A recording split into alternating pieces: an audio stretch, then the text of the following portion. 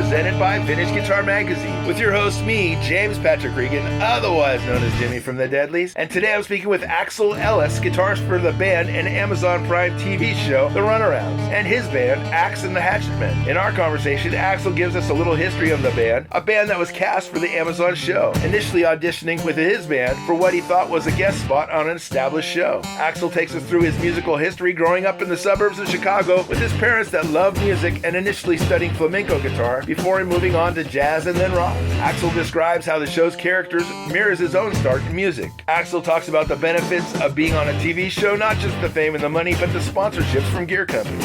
Axel talks about his gear, both for the Runarounds TV show, the band's tour that he's on right now, and his other band, Axe and the Hatchetmen. Axel discusses the logistics of the band as far as being spread about the country for songwriting and rehearsal purposes.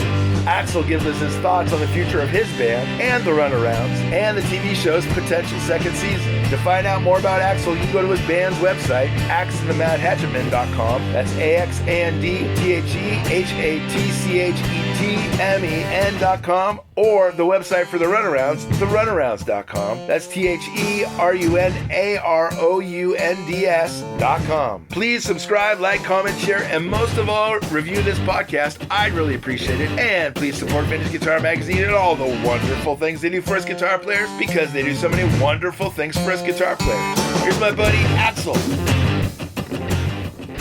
Hello. Hey, how are you?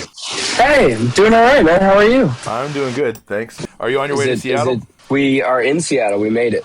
Oh, good for you. Yeah. Congratulations. Yes, sir. Thank you. Were you cast in the show before you became a band, or was it a band before the show started? We were cast together by Lisa Fincannon and Craig Fincannon, the casting directors for the show. Uh-huh. And yeah, it was kind of always supposed to be for a TV show, for a project. It started in 2020. They flew us out to Charleston. Wow. We just tried to play music for the first time. We had some covers arranged that we did like Twist and Shout and some other stuff. But yeah, it kind of worked out. Everybody, liked each other's company, shockingly enough, just right off the bat. And for a few years, we shot the whole season in like 2024. Uh-huh. But we didn't really know if the part of it was going to work out. So we just figured we'd try and write as many songs as we could and kind of egg on our director to hey, get this going. Yeah. And were you an actor that was a guitarist, or were you a guitarist that was an actor?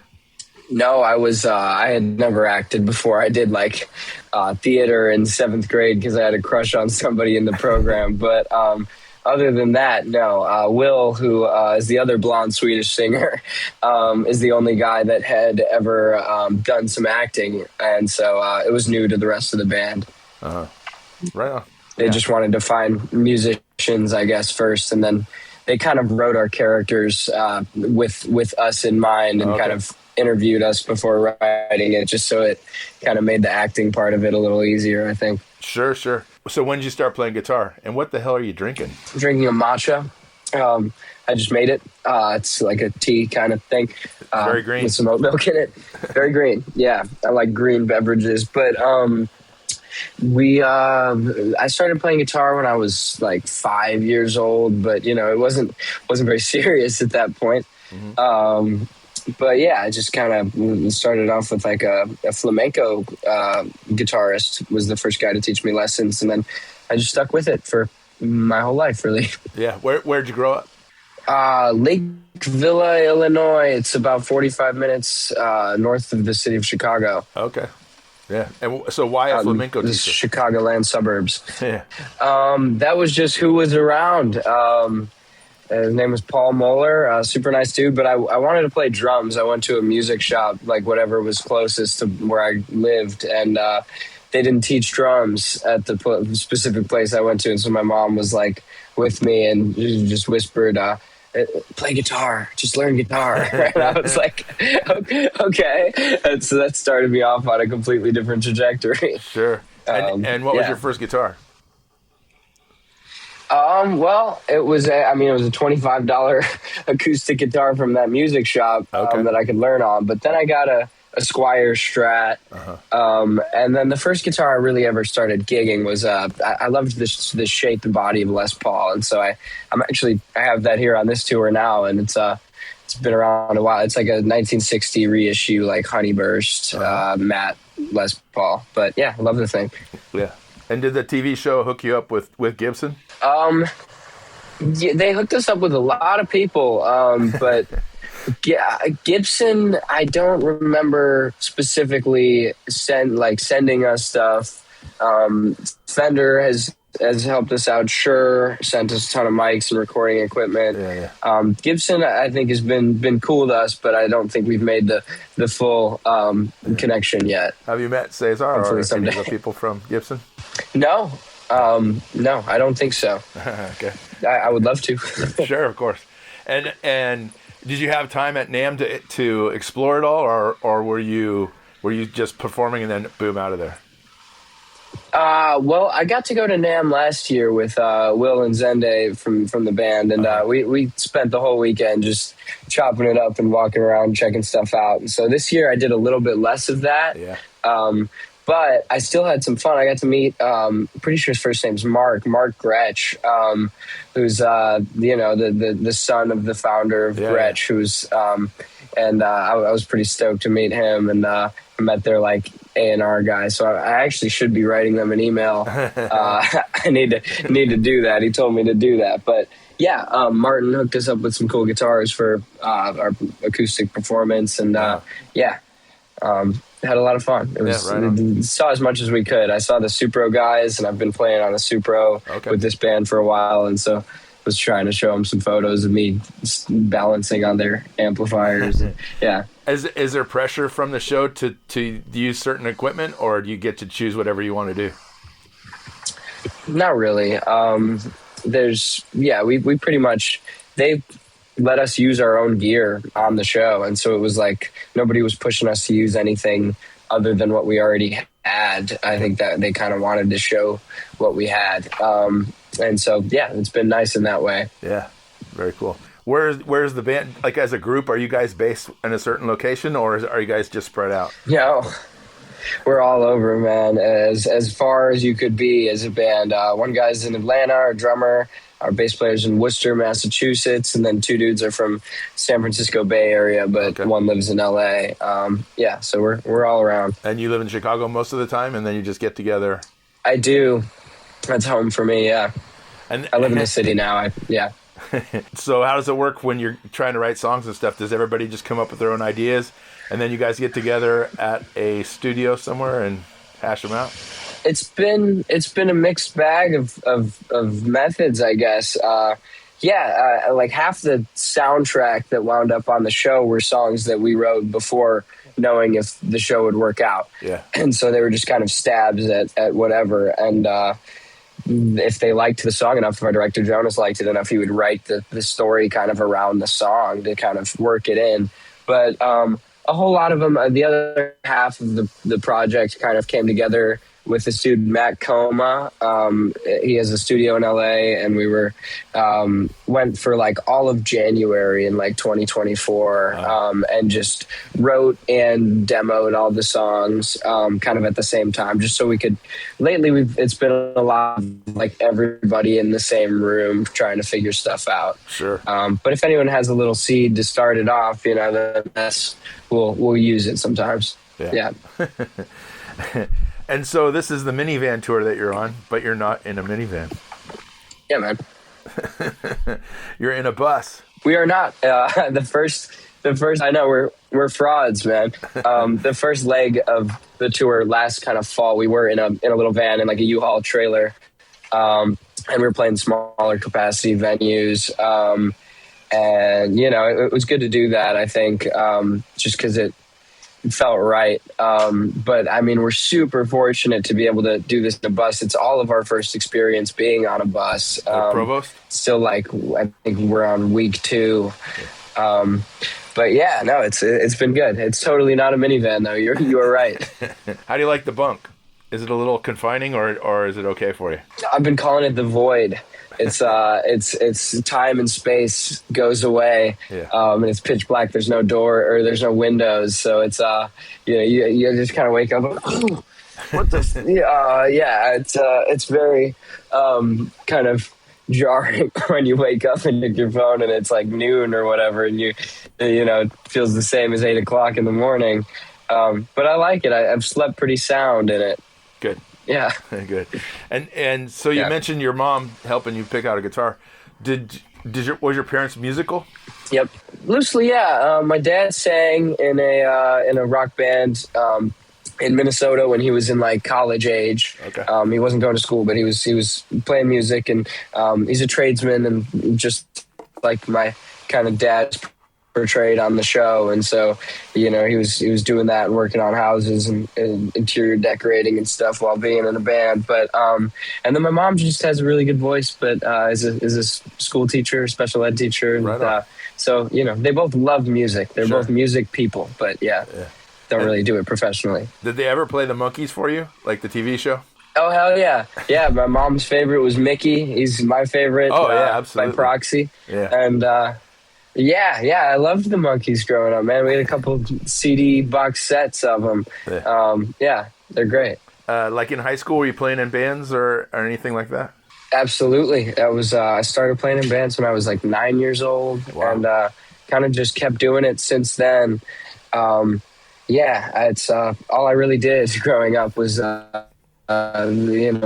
paint and work with my dad and play in bands when I did. My dad was awesome. He would just call any bar, pub, venue, or anything he could that was nearby in our kind of little cornfield town, and see if he could get his 9-year-old son's band to play there, which is not an easy feat a lot of the time. And so I was lucky to have him kind of on my side helping me out. I couldn't have done it otherwise, I don't think.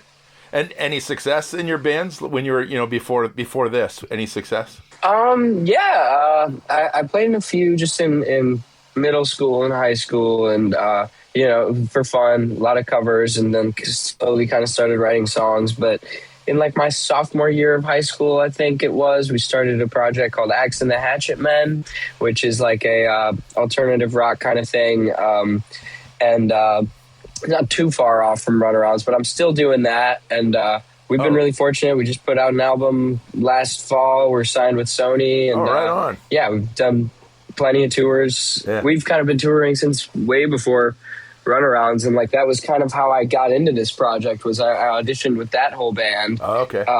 And they kind of selected me from it, and I started realizing we just thought it was a cameo on Outer Banks, the TV show. We thought it was just playing music like on the beach or whatever. Yeah. And that was kind of what I thought going in. But realized they were trying to do a whole different thing. But I still play with them. We're gonna go on tour again this year, and Yeah. And you mentioned the Supro and the Les Paul. So what are you bringing with you on tour? Right now, I have, in the show, I play a Gretsch White Falcon, which my dad did actually gift to me when I was growing up. Right I had a white Gretsch, like Electromatic, sure. And I had slipped on the ice in Chicago growing up, and fell with the guitar in my hand, coming in from our garage, which is where I'd practice with my band, and broke the thing, kind of broke some tuning pegs and messed it up a good bit. And so it was kind of a Frankenstein guitar for a little while. And then I was playing a show one night, and we had like a kind of intermission between sets, and then came back, and my dad had a guitar case laid out on the stage, and it was that White Falcon. So I opened it up, and I've been playing it ever since. Yeah, that's a pretty expensive guitar. And so that one I always bring with. Yeah, it's treated me well. I'm lucky to play it, man. Yeah, it's bigger than I am, but no, it's a blast. And I was doing a lot of jazz in like middle school and like high school, studied jazz in college, and so it was kind of nice for that, just a hollow body as well. But mostly from like Brian Setzer. It was kind of that loved him growing up. And yeah, I have the Les Paul with me as well. And then I brought a yellow kind of light yellow Eric Johnson thin line Strat with me too, that I found while we were shooting the show in Wilmington last year, like a little music shop. But yeah, so that's what I bring on the Runarounds tour, at least this one. What about amps? Yeah. Amps, I just have a Supro. It's a Royal Reverb 2x10 combo. They stopped making it, but I have two of them now. I sent one out to use with Runarounds. I have one back at home in Chicago. With my other band, I've been playing a Fender Deluxe, and then I use like a black, I think it's called a Gretsch, like Black Phoenix. It's like the opposite of the White Falcon kind of thing, and so I've been using that in my other band as well. And so I like it. It's I put some TV Jones in there. Yeah, it's fun. Yeah, exactly. TV Jones. Hey, there you go. All right. I got him in both my Gretsch guitars. I love them. Yeah. Did you meet Tom while you were there? Cool, Since man. he was right next to Gretsch. I don't think I did, dude. I wish I did. That would have been great. I think he's up in Seattle, so he's in your neighborhood, although you probably don't have any time to go see him. I doubt I do today, but maybe he'll come to the show if I'm lucky. You mentioned going to college, so where'd you go to college? And you studied jazz. What else do you study? Studied jazz guitar. It was it's called the CUP program, Contemporary Urban and Popular Music. It stood for at Columbia in Chicago. Okay. I did 3.5 years like an idiot and didn't do that last half. But yeah, I mean, it was going to be a music degree anyway. Yeah. Yep. You got lots of time. But yeah, I had fun there. Any thought to going to Berkeley or GIT? No, that'd be cool. But I really liked jazz and enjoyed studying it. But I was always I felt kind of held back in that department because I was always trying to write like pop songs on the side and push my bands I was working with. And this project kind of came together while I was in college as well. And so it was just like I was leaning further and further from jazz every day that I was there. Although I really, was inspired by it and still want to get better at that. Sure. But yeah, it was just kind of wasn't what I was focused on at the time. Who were your guys when you were growing up? Like, who were your guitar guys? Oh man, I love Benson. I love Wes Montgomery. I love this dude Tom Misch. I think is incredible. There's I don't know, man. There's so many. I mean, I love like Hendrix. I love SRV. I kind of grew up on all the old blues, and so not really blues, but Chuck Berry and. There's a lot of dudes I enjoy. Does the TV show pay good? Like, are you doing great as far as financially? Oh man, I'm rolling in it. Good. That's what we want to hear anyway. Yeah, it was definitely. I mean, as a musician and like a indie band kind of project thing, it was the most I ever got paid in my life for sure. Yeah. So, I was very, very fortunate to be able to do that. And it's kind of helped me not have to get a side job for a while. And I can really just pursue both of the bands I'm working in kind of full time, which is really, really just fortunate to be able to do that right now. Yeah. Is there going to be a season 2? Yeah. Dude, that's a great question. I wish I knew, and my fingers are crossed. All we know is that there were a few hundred Amazon executives at our show last week in LA, and so hopefully something comes of that. I played my ass off. I got sick right after because I exerted 150% energy that night. It was like with every note was like, hey, renew us. But yeah, we'll see, man. Either way, it's all good. That we're fortunate that the band's doing well, and so whatever happens is all right with me. Yeah, of course. Whatever you've done up to this point is going to live in infamy. Sure, sure, exactly. If people want to see it, like, so the show's on Amazon, but if people want to see your other band, how do they see the other band? Well, we're always touring. We've got music out on all the DSPs, all the platforms. Been doing it since 2018. That project started, and so there's we got a decent bit of stuff out there now. Music videos on YouTube and the whole works. Yeah. The website for that band? axeandthehatchetmen.com. It's a silly name that my dad came up with, and we ended up rolling with it. And yeah. AXE or AX? Just AX. Yeah. It's very inspired by Strokes and Beatles and kind of Beach Boys and a band called Hippocampus in Minneapolis that we all love. And so, just kind of a culmination of our inspiration. Yeah. And the Runarounds is just the runarounds.com? I think so, yeah. And then on Instagram, it's like the Runarounds Band, I think. But yeah, I think it's just the runarounds.com. It might be the Runarounds Band. Yeah. No, I think it's just just the Runarounds. Oh, correct. Thanks, Taylor. Well, very cool. Sweet. Very cool. It's a pleasure meeting you. I hope I get the opportunity to meet you in person, man. Although you've already likewise, come through dude. my area. Where did you say you were again? I'm outside of San Francisco. Oh, okay. Yeah. We'll be back as soon as possible, man. We were just in Berkeley the other night. Right on. Do you have is there camera people filming you while you guys aren't on tour? Thank God, no. But no, it's there's not certain shows. People will come if we're kind of in the area. If we're in the Carolinas, that's kind of where our it's called Lighthouse Productions was kind of the camera crew. And so they're awesome. And whenever we did like a music fest in Charlotte last year, and they showed up and kind of did some professional filming for it. But no, I mean, it's really fun to do that, but it kind of makes it feel like a different thing. And, it's nice to be able to just put on a show for the sake of putting on a show. Yeah. It's feel like a band. Yeah.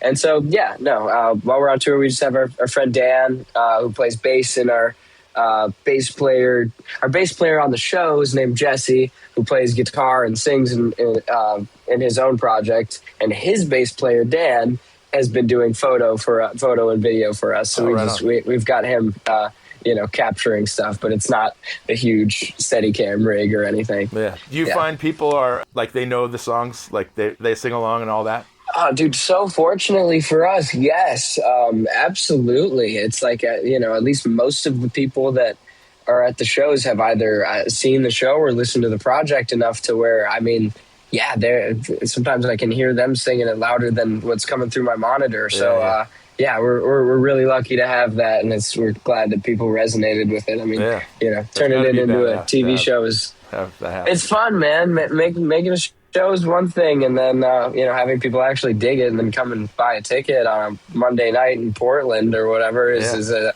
whole nother thing. So we're stoked about it. Yeah, and you guys are playing decent sized venues, so that's a lot. Yeah, we couldn't be more fortunate at how it's been going on the band side of things, man. Well, right on.